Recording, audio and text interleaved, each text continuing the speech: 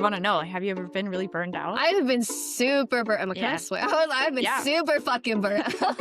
We've got the first swear word on the podcast. First swear word. Today I'm speaking with a fellow master's student at the Northwestern Flute Studio.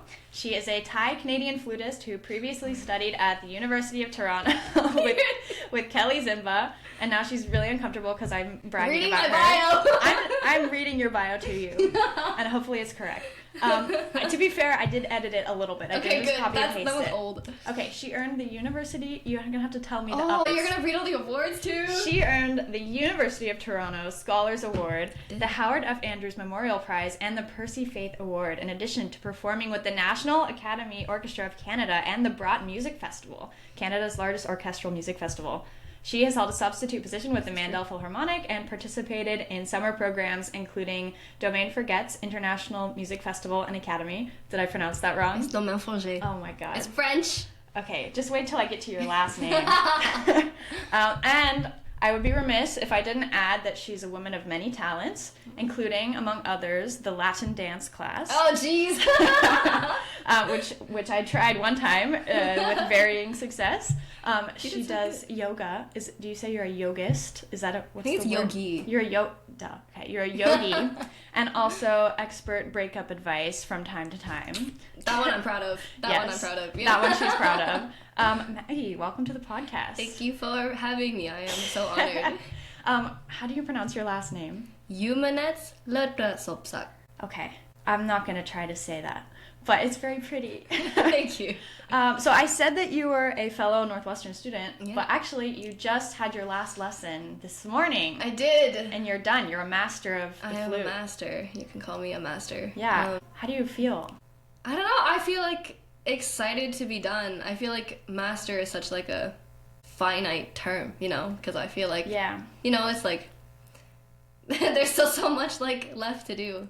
But I feel like everyone feels like that even when they win jobs. So yeah, imposter syndrome kind of just never goes away. Yeah, ever. There's just, you never reach the bar. The bar just keeps moving, I think. Yeah, and a master's degree is so quick. So I'm a year in, and I can't believe that in a couple months I'll also be a master of the flute. Yes, you will be where I am.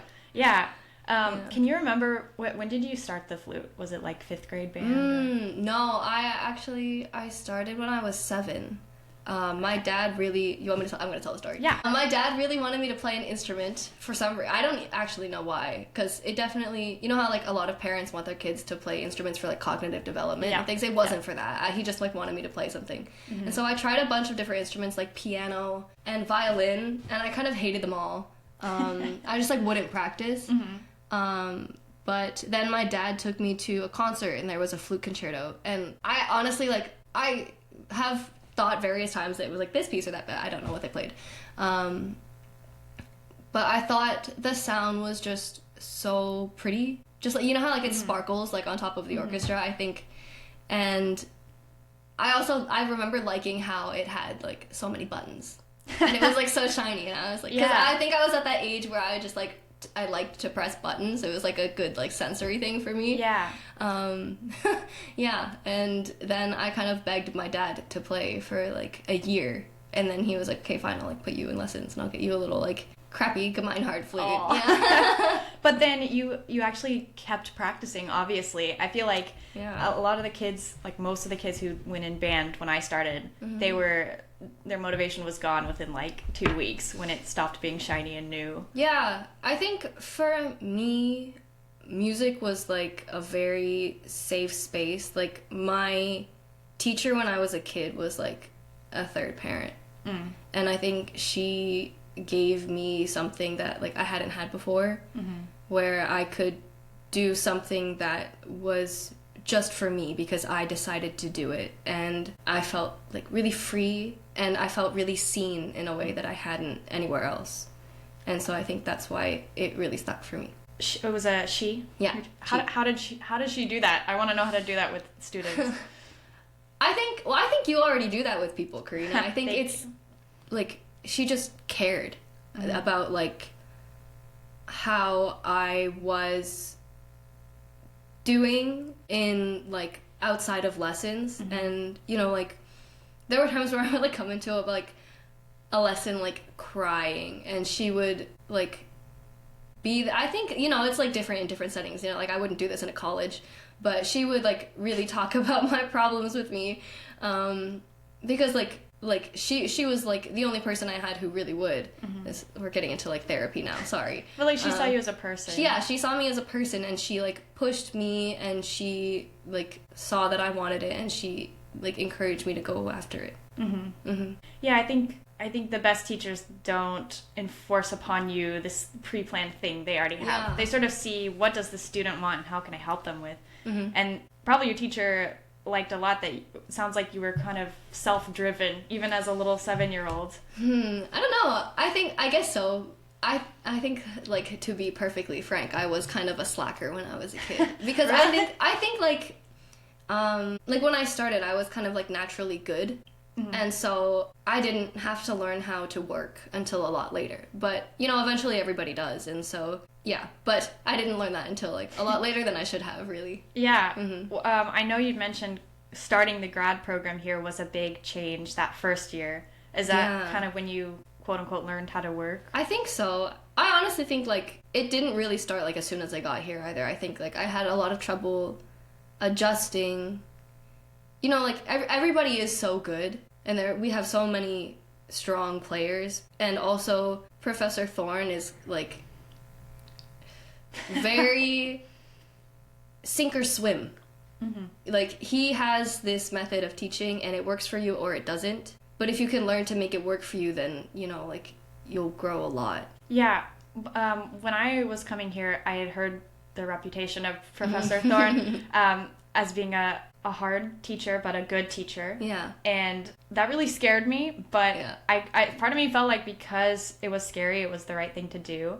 Especially because music is so competitive that I figure eventually the world is going to tell me if I'm not good enough just through auditions and rejections and stuff. So if I could have a teacher tell me that first, that's good information even if it sucks. Or also maybe I can rise to the challenge, and like, a teacher who really tells you what you don't want to hear too. You have the same That's kind of exactly thing. what he is. Yeah. He's great. He is. No, he's a fantastic teacher. And he really doesn't, like, set you on a predetermined path, you know? He really tries to figure out what you need, and he will do his best to guide you on your own path, which I think is really special. Yeah. I think that's exactly right, that he tries to help what you need, which is, unfortunately, there's just so many flute players that we kind of have to carve out our own path. Yeah. And specifically what we're doing. Like, I know some people in the studio who are very orchestral focused, and they have a lot of success with that, and then some people are bridging into teaching and like pops specifically. And I think there is room for all of that, and just in all fields the world is changing, technology and everything, and being flexible, which I'm not always the best at being flexible, but I think it's like what we have to do to swim. Definitely. Yeah. Would you say you're kind of a flexible person? I think in some ways I am, but in others not. I don't know. I think, like, there are things that are more challenging than others. But like with your practicing, do you have spreadsheets? Do you have times of day that are blocked off? Like, what is that like for you? I think for me it helps to be structured and organized. So like if I'm preparing for an audition right now, and I have like separated all of the excerpts into like different categories, and I'll like practice like at least like one from each category every day, and I'll keep track of what I practiced and how I practiced it, and that helps me keep track of the work I've done, which makes me feel, because I feel like sometimes if I am not practicing like at every possible moment, then I feel like it's not enough. Yeah. And which is like, I used to really live in that mindset, and it was very exhausting and very unhealthy, and so I am like trying to take like myself, I don't know, not like give myself, well, like, yes, give myself more grace, but also try to like not invalidate the work that I've done just because I haven't burnt myself out. Yeah, I think being enough is tough with music, because I mean, I've said before, it's never perfect. You're never finished with it. Yeah, and even if it's the greatest thing ever, someone can have an opinion, and it's like, their opinion. Yeah. You can't really argue. Definitely. But yeah, the alternative is to burn yourself out, and if you're not going to get someone else telling you it's good by winning a job, at least you can say, I spent every single second practicing this. Yeah. But that's not healthy yeah. either. It's like kind of like a desperate reach for something that makes you feel comfortable, except it really doesn't make you feel comfortable. No. It's really quite terrible to do that. Well, because music and art is like when you're 7 years old and it's fun and shiny and you want to do it. Yeah. And then you get here, I don't know, for me, 13 years later, we have to be careful not to hate it, right? Yeah. Like ruining it with practice and all that. Mm-hmm. I think that's something that you definitely have to like learn to do, is like really appreciate things that are not just validation. Mm-hmm. You know, like I think, God, I don't know, like we get so used to like when we're kids and we're good or like better than everyone else in the band class, we're like, oh, like I must be the best, it's so fun. And then like you get to where everyone else is like as good or better, and it's like, oh, okay, well, if there's like a bigger reason why we still play, then it's like, for I don't know, I feel like we just like love to play the flute. We still like play the flute even if like the validation leaves. That's like what we were talking about, and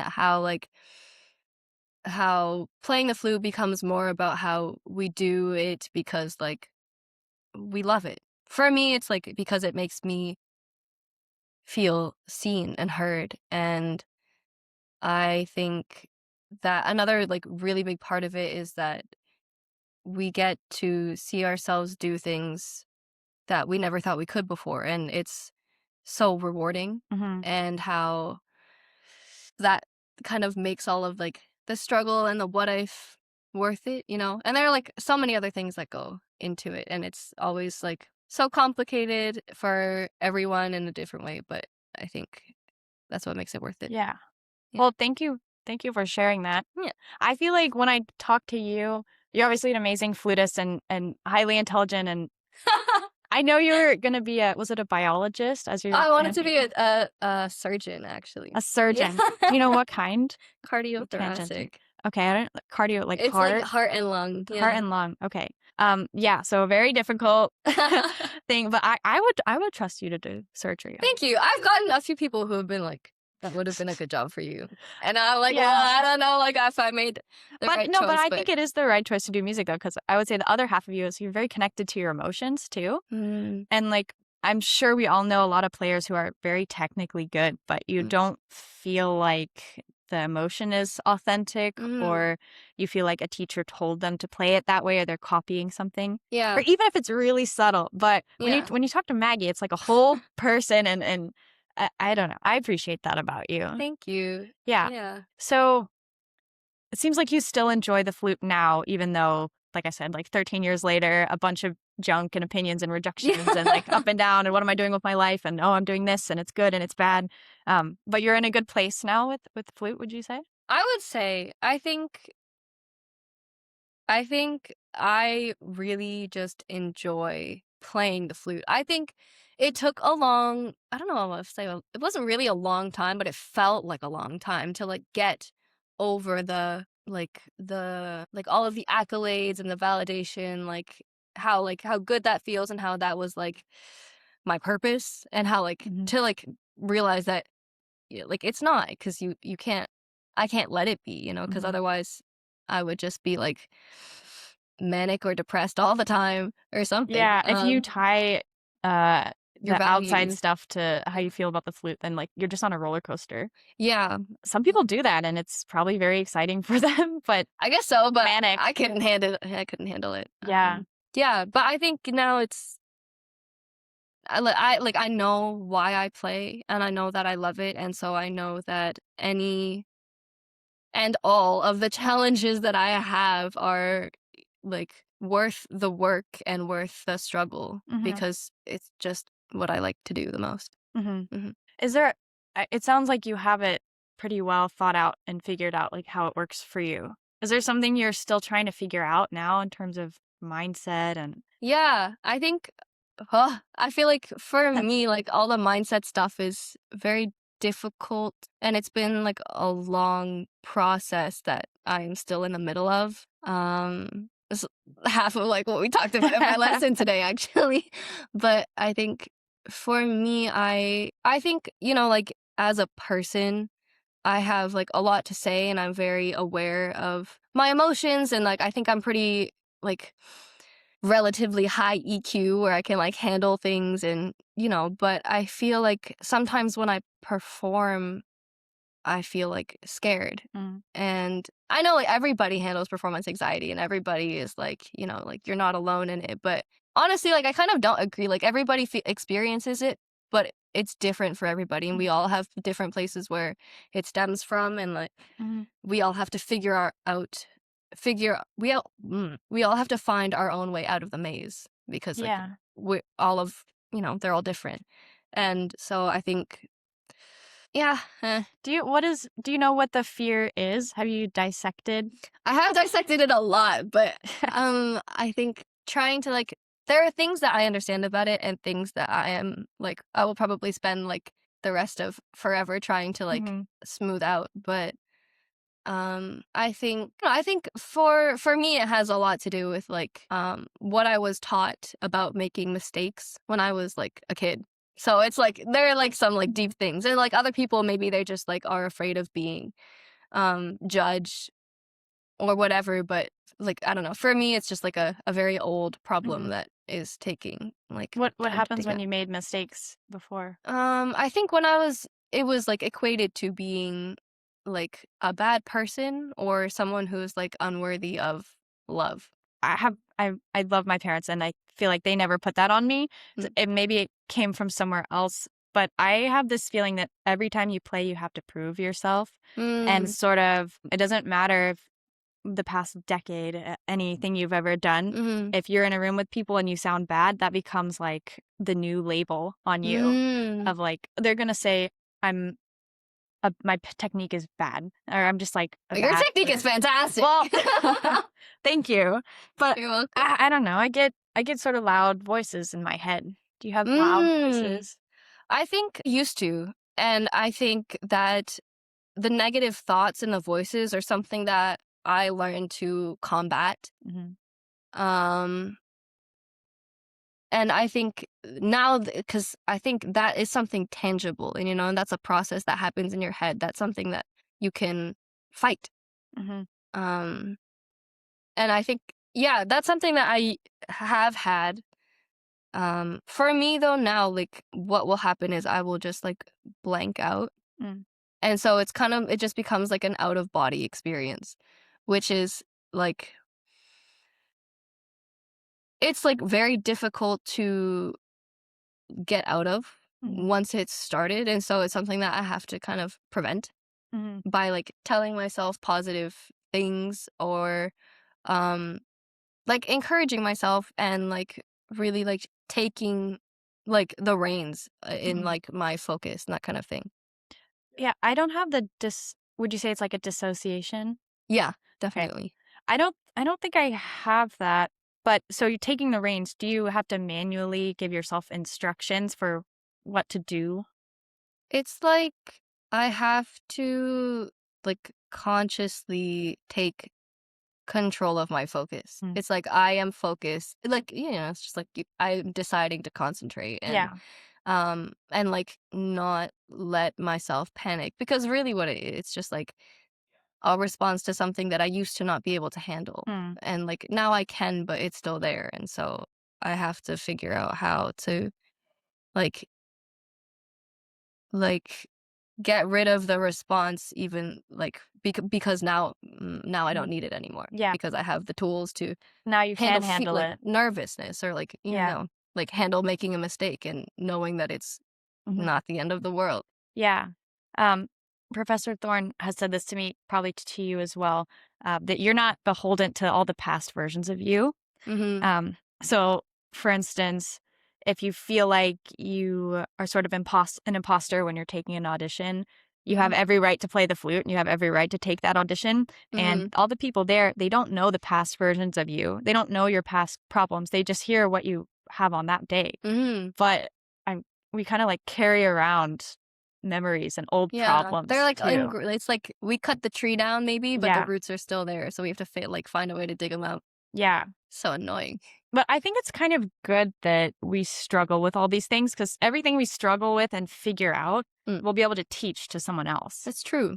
I mean, we know people who are very talented. We and do. I mean, and we are very talented too. But there's just things that people struggle with, and then Other things people that we don't struggle with. Yeah. Like, sounds like when you started, you said you didn't have to work so hard because like the patterns and the fingers came to you kind of quickly, or Yeah. something Yeah. about It's it. just like it felt like more natural for me than it did for other people.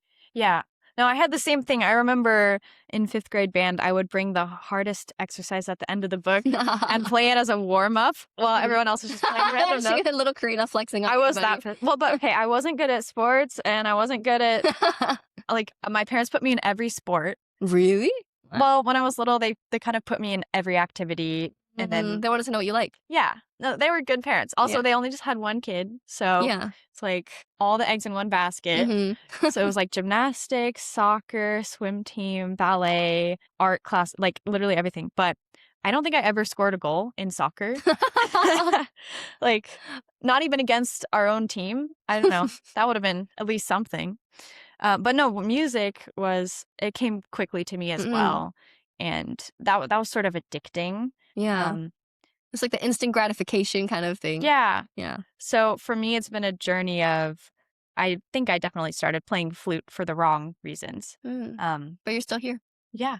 For the right ones. Yeah. No, I think so. And that was a good thing for me, because that was in 5th grade band, and it was easy for me. And then I did youth orchestra and like all state and had a lot of success there. But then when I went to undergrad, then you're a small fish again. Yeah. But I didn't quit, obviously. Yeah. But I got used to a lot more rejections, and also learned that, oh, I'm still playing the flute. So either that's that I'm just really stubborn, or I actually like it. And it's a blend of both. But I do actually like it. Yeah.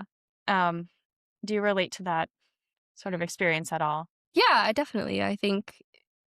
I also think like I am pretty stubborn. So like The best people are stubborn. I love stubborn. Yeah, but I also think like I think there was a point where like I used to get like, so how I said I kind of like sometimes when I get scared I'll like dissociate when I perform. I used to be like that like all the time in like practice too. Like just like even if I was alone, I would just be like so afraid. And after I got out of that and I started learning how to like, oh God, there's just so many factors, because like, it's like, I remember feeling like, like if I accept where I am truly, then like, how can I see myself as like enough, because it's like, if my playing isn't good enough, like how does it mean? I think like accepting where I am and like appreciating the work that got me to wherever I was on whatever point in any path, and just like accepting where I am doesn't make me complacent. So if I acknowledge that like I do work hard and I have gotten a lot better, that doesn't mean that I like am not going to keep working, and it doesn't mean that I am like lazy, and it doesn't it's there's like a thing that I am trying to think of, and it's like right there but it's not coming out of my mouth. I think I get what you mean, though. Yeah. And it's so funny to me, because the smartest people can convince themselves of the most illogical thing. Because you were like, if I don't fully realize where I am right now, then like it must be good. If I don't really admit that I'm where my weaknesses are, and if I don't look at it, then it's not there. Yeah. Kind of thing. Yeah. Yeah. But lazy. You're not lazy. Yeah. It's so interesting to like, I don't know, man. Like there are things that you can just feel even if they're not valid, just because of like maybe how like the player you used to be, or who people told you were. And I don't know, like some things just like stick, and it's like our cross to bear to like find the way out. So when you would be practicing and would have that fear and dissociation and you're not happy with something, Hmm. there's no part of you that's like, oh, I'm just going to improve this. Like, I can make this better. You felt like it was like a death sentence. Like, this is the way it's going to be forever. I don't even know. It wasn't even that like detailed of thought. It's kind of, I think I would describe it as like trying to like practice while you're like, I don't know. It's just like while you're in fight or flight. Mm-hmm. It's like you just like can't think. Yeah. And so there just are no thoughts. And I think I got like stuck there for a while until I was like, I've had enough, like I have to force myself out. And then I did, but like there are places where obviously it still sticks. And so it's Mm-hmm. just like a long haul kind of thing. Yeah. I think some of these things are lifelong things. Definitely, You just yeah. deal with. But the concern is when it gets in the way of the joy that you have for music. Mm-hmm. So, I mean, obviously, I would assume you love performing. So, I love performing a lot more than I love practicing. So, but sometimes I run into people who just really like just playing the instrument, noodling, whatever, and it's not so much about the performance. But if you love performing and then you have this thing that takes you out of it and turns it into a stress response, that's sort of like, God, body, why are you doing this? Yeah. Why are you ruining this thing that I've devoted my whole life to, and this thing gets in the way? Mm-hmm. Yeah, it's super frustrating because it's like, I don't know if some psychologist is gonna disagree, but like it feels it's not like a choice that I'm making, it's like something that it feels like it's just happening because it's like some kind of physiological I don't know, some kind of like response that just happens. And and then you have to like consciously like battle your way out and just to be able to do the thing that like you wanted to do in the first place, and it's so difficult.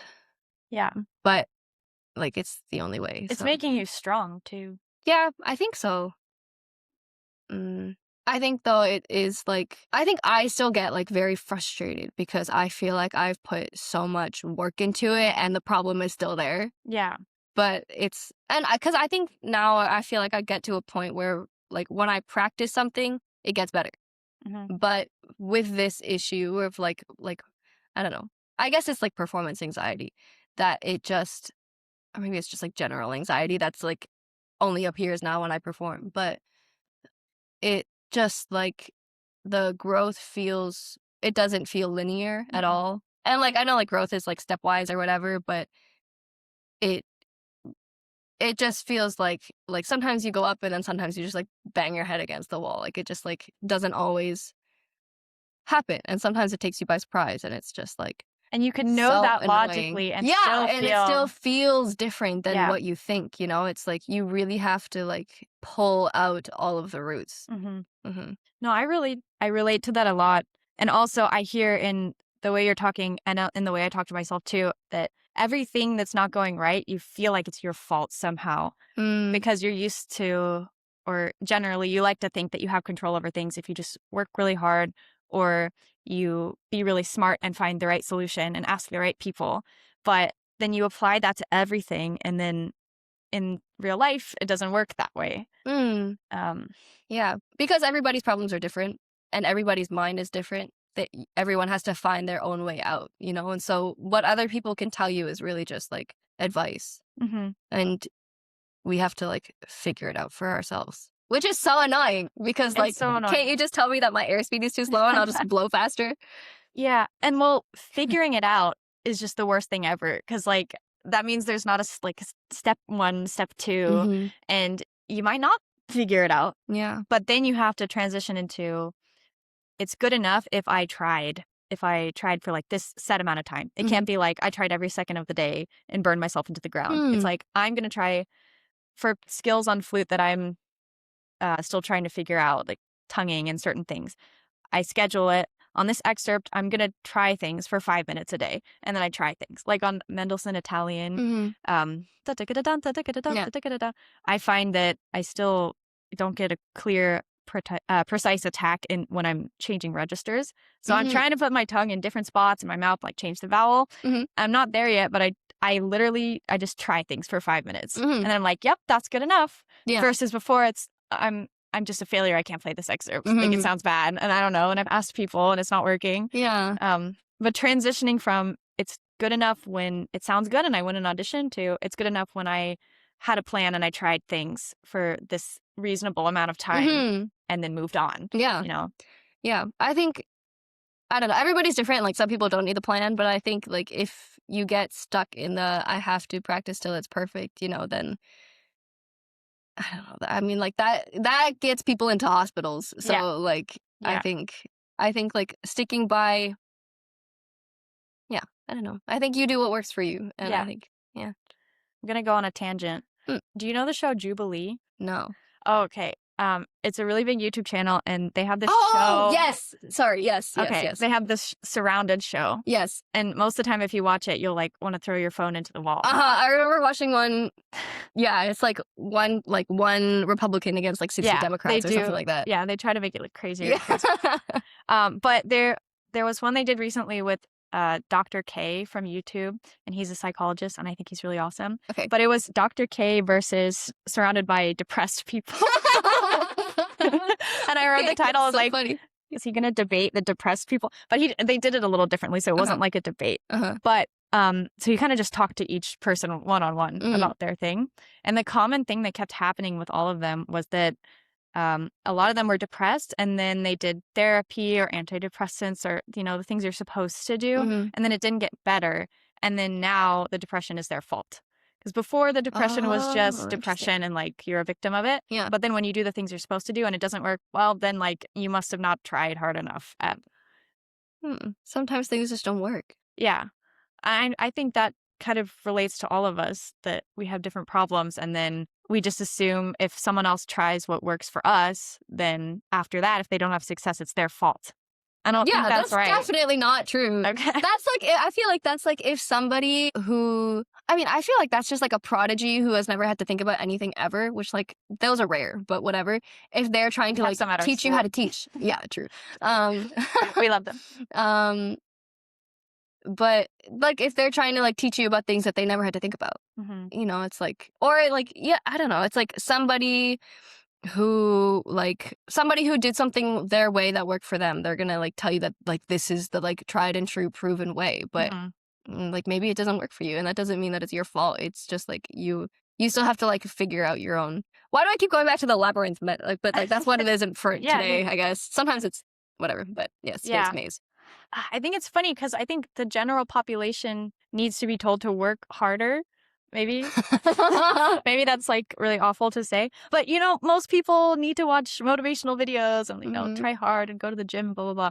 But then I don't think you need that advice. Or like we need that advice. Yeah.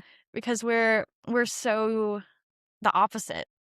It's like, I think it's like we need the advice to like keep trying different things until like something sticks, you know, like I feel like it's very easy to also to look at like other people like in our program or out in the world who just like seem like, or who maybe just like figured it out early, or maybe who like just had it innately.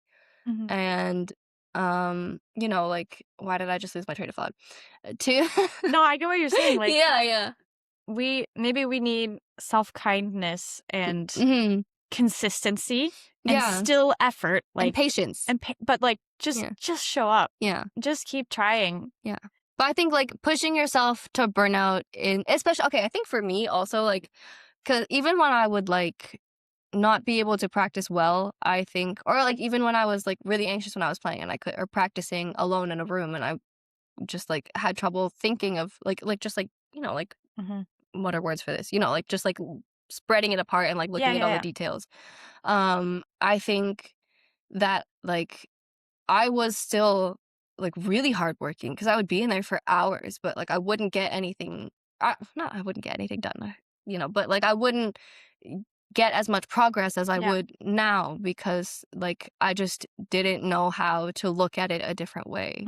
And I think like there are certain things that, you know, it just like takes time to figure out how it works for you. And like, I don't know, like for an analogy, I guess it's like if you had an excerpt where you all of this where like it's easier for you to play with like to do something that has been challenging for you before.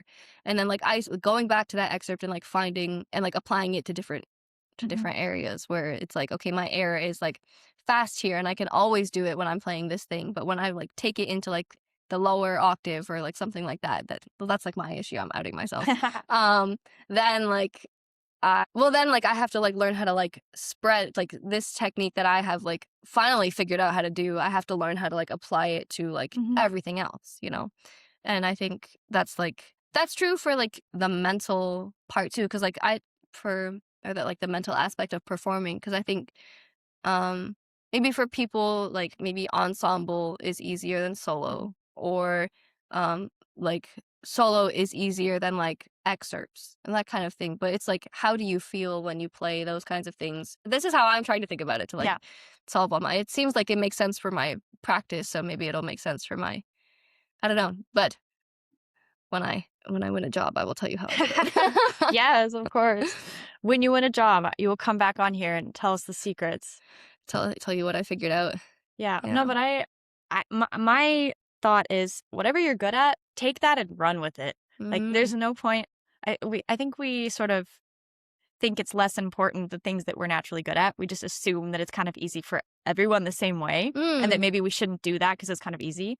But I think whatever you're good at, whatever you're talented at, take that and do the most with it. What do you think that was for you? I think I have good pattern learning quickly, and then my fingers are pretty fast, and I like playing fast stuff. But then on the other side, I'm a grad student, and I'm still working on breathing and tapering without going flat and, stuff like that. But yeah, you have to understand the things you're good at just as well as the things you're not good at if you ever want to teach it to somebody. And like you said, some people are better at playing an ensemble than solo, but you're doing the same thing. You're playing the flute. Yeah, exactly. So but it's like, for some reason, there's like, maybe there's like a barrier or it just like feels different. Yeah. And, it's just like, for me, like I just have to figure out how to make the mentality, like how to bridge it across the different settings. Yeah. And I think you've mentioned burnout a couple times. I want to know, have you ever been really burned out? I've been super burnt. Can I swear? I've been super fucking burnt out. We've got the first swear word on the podcast. First swear word. Good. I think like the way that we've talked about like how practicing used to be for me, I think like that sounds like you were just suffering a lot versus what you were getting out. Yeah, exactly. It was just like pain with no result. And so I feel like it's like exhausting, and it's not like I didn't feel like it wasn't like as rewarding as it is now, because I was just like putting myself through it because I was supposed to, but I like, and it just like. Was it like a timer number you were trying to hit? Start the timer, I have to be here for so long. Oh God, I would be there for like 5 hours minimum. Wow. And I would just be like beating a dead horse, because it's just like doing things that didn't work, but like I just like for some reason like I couldn't think about it the way that I had to, and it just like I don't know, like whatever the universe is up to or whatever you believe in, it's like it just like has to take that long, or it just like has to be that way for certain people, or and I think it's like I could be mad about it, but then I feel like that just makes it worse. Because then, like, I'm upset about more than one thing. Yeah. Or, like, there's more than one thing wrong. Yeah. It just goes back to, man, I wish effort were the solution to things. Yeah. But I feel like effort is easy. Like, everybody cares. We all want to do it. Effort's not easy for everybody. You think? I think that maybe that's a thing that you take for granted about yourself. Maybe. Some people are lazy, like, for real. I don't know. Because it's interesting. I don't want to get... Maybe we'll cut this part out. But I feel like when I think about, like, what am I good at? To, like, be able to, like, lean on it. I don't know. Really? Really? No, we're gonna figure this out right now. What are you good at? I don't know. But it's how's like, your pattern learning? honestly, it's like not that good. I'm not a good sight reader. Says the woman who plays Chantalinos. Yeah, do you know how long it took me to learn that piece? And I performed it like 4 times. And it was so good. There's too many notes in Chantalinos. And Also, there are like hardly any patterns in Chantalinos. yeah, there's no patterns either. It's just random. But it's not, that piece is so good, but it's like so fucked. Second swear word. Yeah. I don't know. I think like, we have excerpt class once a week, and I always see you playing really technical excerpts. I remember Dvorak 8 or Symphonic Metamorphosis. It seems like you have really good finger coordination. I think that's another thing too. I feel like I have, well, now all of my faults are obvious. You have fat ass low notes too. Oh, thank you. I feel like for technique, I feel like I'm like good to a point. And then I definitely have trouble like in like, I don't know, like forked fingerings, for example. I think like if I'm not very, very conscious and present and aware of like what I'm doing when I'm doing it, then it's not going to come out clean. And I think like that's like my barrier with my technique, and that I have like I didn't know how to fix that back when I had like, I don't know, maybe I have more brain elasticity now, but because I'm just like, maybe I'm just smarter. But I think now it's like I have to like build new habits of like, how do I make this movement without like slipping on it, you know? I don't know. So you feel like you have to work a lot harder at things than other people do. And you have to tell yourself sort of literal instructions. It's like I have to consciously do it. Because, you know, if it's like tell yourself instructions, if you actually tell yourself instructions, you're going to be behind, you know? So I think... I mean, do you know that that's different than other people? That other people don't feel the same? I don't, which is like the thing, because it's like, do I feel like I have to work hard? Absolutely. But do I know that I work harder than everyone else? No. I just know how I sound in comparison to other people, but nobody knows how hard everyone works. And like, I don't think you know how you sound compared to other people. You're probably more hard than more harsh. Maybe. I think that's just like in my head, I want to sound like Mathieu Dufour or something like that, you know? Like, I just like have like the bar, and like he probably isn't, well, I don't know him, like maybe he is, because like some of these Europeans are just like obsessed with those. I'm not. Some professionals have a healthy ego that helps them. Exactly. Which, yeah. I mean, Professor Thorne is always telling me that I like need more of that, but I don't know. I feel like it's like hard to quantify, because like I know that I work, but like how do you know if you work hard? Like how do you know if you like, you know? Because I feel like that kind of mentality is also why it's so easy to burn out, because it's like how do you know when you've done enough? Yeah, it's like I get to decide, but like what if the limit I'm setting is like too low? Well, maybe it will help you to know about the scientific literature. Oh my God, educate me! Well, just our professor tells us 4 hours a day of separate practice, 1 hour each separate 4 hours is ideal. And it turns out he didn't just make that up, because they've done studies on this. And basically the gist is probably if you're practicing for more than an hour and a half, you're not paying attention anymore. That's totally true. Anything you do that's not super novel for your brain kind of gets swept away overnight in memory consolidation. So if you're just repeating something again and again, it will get a little bit better just in those few minutes that you're doing it. But probably the next day, you won't see much improvement. Yeah. Versus if you purposely change the rhythm or alter it in some way, or play it interspersed with something else you're practicing. So it's like a little of this, a little of that, a little of this. Your brain has to stay online, basically. So anyway, super long practice sessions, probably not working. Repeating things a lot feels good from an anxiety perspective of like, let me run this 20 times before my lesson, but it's also not doing much for you. And then practicing more than 4 hours is not shown to do much. Like, it's way limiting returns. There's a graph. A graph. Yeah. So maybe for you, you have to know, like, I did 4 hours and I feel like I need to do more because like I'm lazy. And then you can just know that's not science. This is not good enough. Science. Yeah. I think it's I don't know. I definitely think that's true. Like, there always is a point where I'm like, hey, like, obviously this is not productive anymore, and I just need to stop. Um, but Also, what if it's productive to relax? Because it is. I know it is. Or like, I had like a cold earlier this week, and I was like in bed, and I was like, oh my God, like I never would have done this before. Yeah. Like I would have like, you know how like when you're sick and you practice and you just feel like dirty? It's Yeah. like icky.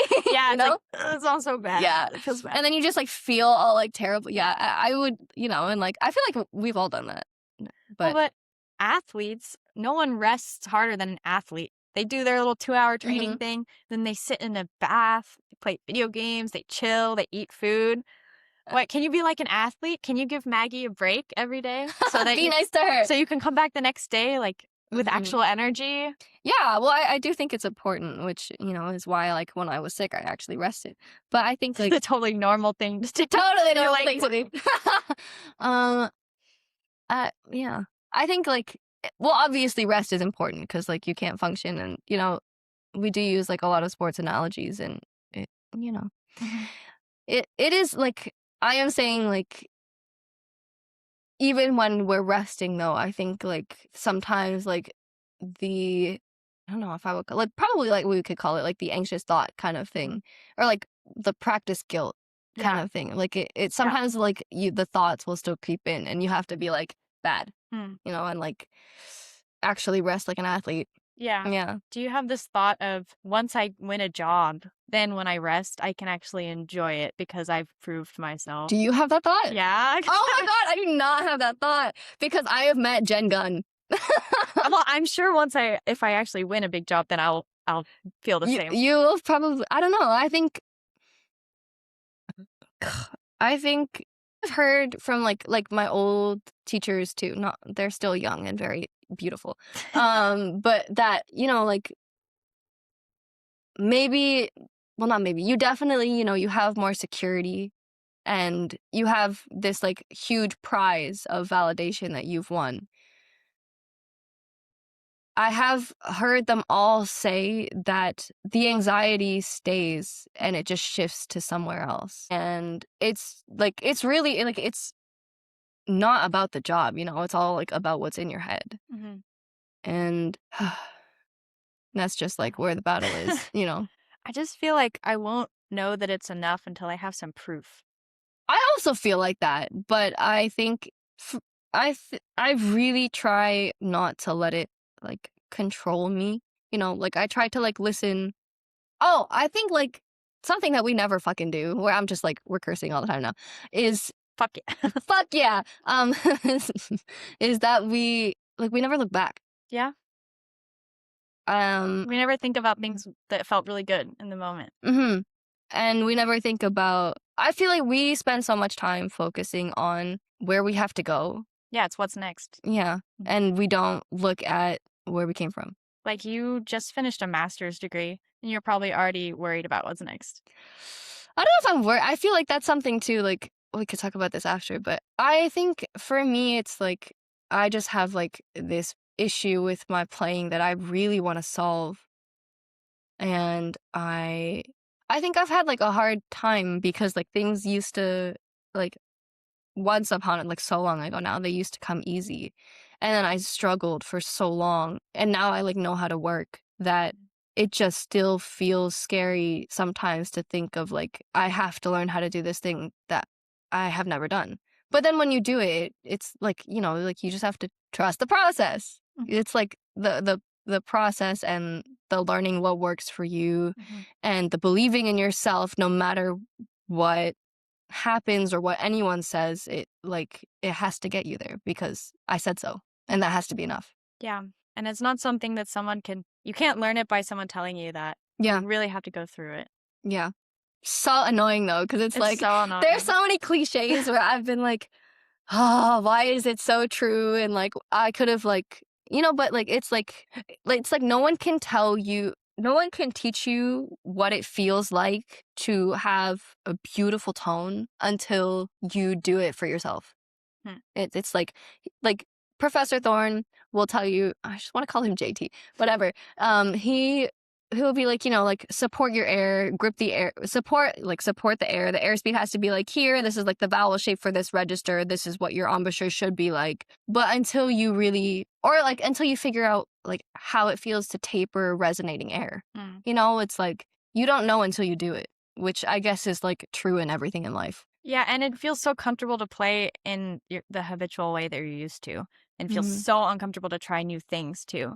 That I have seen unnamed teachers remark that students aren't really taking on the advice they're being told. Like when you're in a master class, a teacher tells you to do something and you kind of repeat it the same way. Yeah. Versus like, why don't you just try? Teachers like, even if it sounds bad because you went too far, like, wow, at least they changed something. They tried, yeah. It's hard. I don't know, like, I feel like being comfortable with... I feel like it's also, like, we're all so afraid to sound bad. Yeah. Oh, and yeah. so we know, like, okay, this has, like, gotten me this far, and it's reliable. And so to go out and try something new and focus on, like, maybe, like, going through the struggle of changing your embouchure or, like... I don't know, using your air differently. I'm trying that right now because he wants me to roll out I was too rolled in before. And it feels awful to play with. Like, I had a lesson where he was just holding the flute out and I was like trying so hard to pull it in. And then he had our auditor for the lesson stand behind me with a piece of paper. So they're both standing there like that. Oh my God. And I'm playing through the page and I'm like, yeah, this is uncomfortable. And he's like, tough it out. Yeah, suck it out. Because I don't know, like it's what's familiar, but what's familiar isn't always best. Yeah. It's just because like we're afraid of it getting worse and sounding bad. Yeah. Yeah. I don't know if you heard last night, but one of our fellow students was talking about excerpt class, and he called it excerpt jail. Wait, Andy? No, Ben. Ben? Yeah. He always has these one-liners. He's so funny. But I feel like that's right. Excerpt class is excerpt jail. You got 2 excerpts, and it's like, how hard could that be? It's 2 little things. Yeah. And it's just, like 1 minute. You walk in there, it's like, the Dementors from Harry Potter are in the room, and all the happiness is gone. Yeah, it's like excerpt torture chamber for real. Yeah. But that's like, I feel like that's kind of harder than the audition.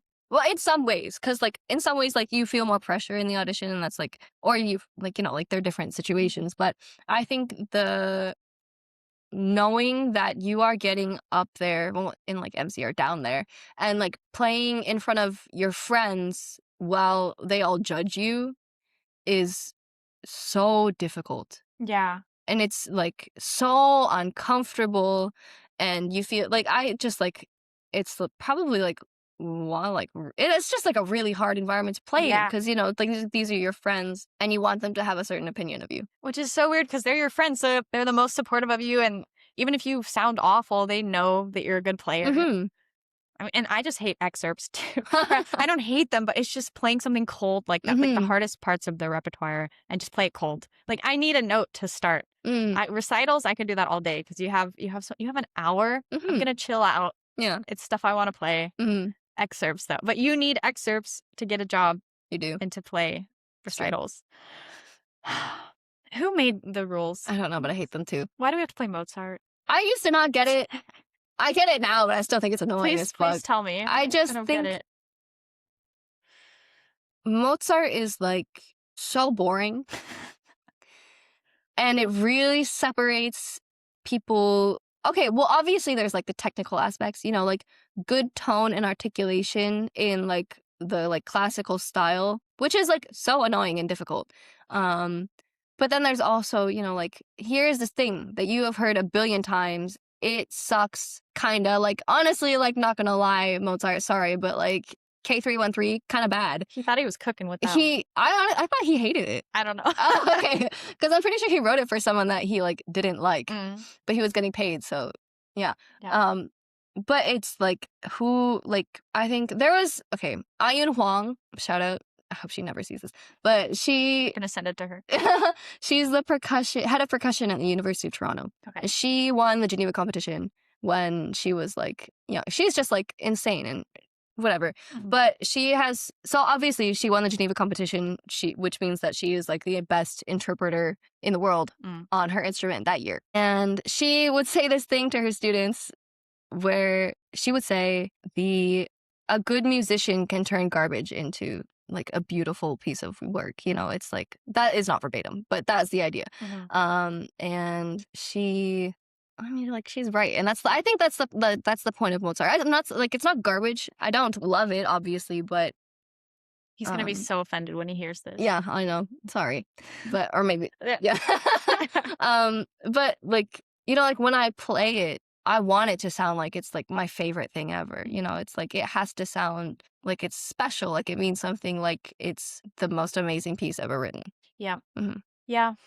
It is funny because when we start, we get to play the stuff we want to play because it's for us. And then the further you go, you end up playing really weird contemporary stuff.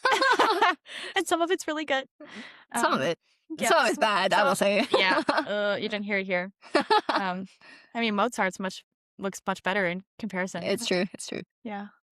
But yeah, it's a funny job that we have to learn to do to make people love stuff that we hate and to play excerpts that we have weird feelings about after having played them for 10 years. Yeah. I think it's interesting though, because like in a lot of jobs, you can just like do the job no matter what. You know, it's like I honestly, I don't even know what they do in corporate jobs. I can like analyze this. They go on a meeting. Sales statistic Yeah. and like whatever. But I really think that performing really takes, I think, okay, some people obviously are just like innately good at certain things. But then, you know, maybe they have like challenges in other aspects of their life. But I think for like most people, really it's like your last big technical challenge is your personality. It's like something that is like etched into you that comes through when you're playing. And you know, like we have to be able to do everything, and so like a lot of the times that restricts us in one way or another. That's so interesting. I'm not saying that like people the have last to change. big technical challenge is your personality. Mm. So like you could have every other problem sorted out, but then and I'm not saying that people have to like change their personality. I really don't think that, but I think it's like you have to understand yourself and like be able to like choose to play the way that's comfortable for you or the way that it's not, and like understand like how you affect the music and like decide whether or not that's something you want as an artist. I think to be a great musician, you're totally right. Yeah. That you cannot be a great musician without that last little bit. Yeah. Yeah. Well, I think that's a great place to end it. Thank you so much. This has been such a good conversation. Thank you. Do you want to share a bit? What are you working on right now? What's next? Right now? Yeah. I'm taking an audition in like 10 days. Wow. So do you mind sharing? Oh yeah, it's the San Francisco Opera principal flute audition. This is my first opera audition. And it is the last audition that I prepared while being in school because I wanted to like learn how to approach this because the repertoire is entirely different. So I wanted to figure out how to learn it and like approach it, because opera is kind of like a different beast, you know. It's like it's not just like a 30-minute piece. It's like everything is like 3 hours long. Yeah. It's so hard to find where just to figure out where the excerpt came from. Oh my goodness. But is that the mock audition we're doing right after this? Yes. Sweet. Yeah. So like part of like my struggle is like playing in front of people. I just like it has to like feel more comfortable and more natural, and I just said that's for all of what us. we're doing. Yeah. Getting like, desensitized to that. It's totally normal. Yes, it is. All right. Well, we wish you the best of luck. Me and the many guests who are watching and rooting for you. Thank you. Excited for you to win this job and come back and tell us all the secrets. Thank you. All right. We'll Thank you so much, Maggie. Thank you for watching The Practice Room. Please remember to like, subscribe, and comment. Also, contact me on Instagram or my website if you would like to be a guest or would like to suggest a guest. Links in the description. Thank you.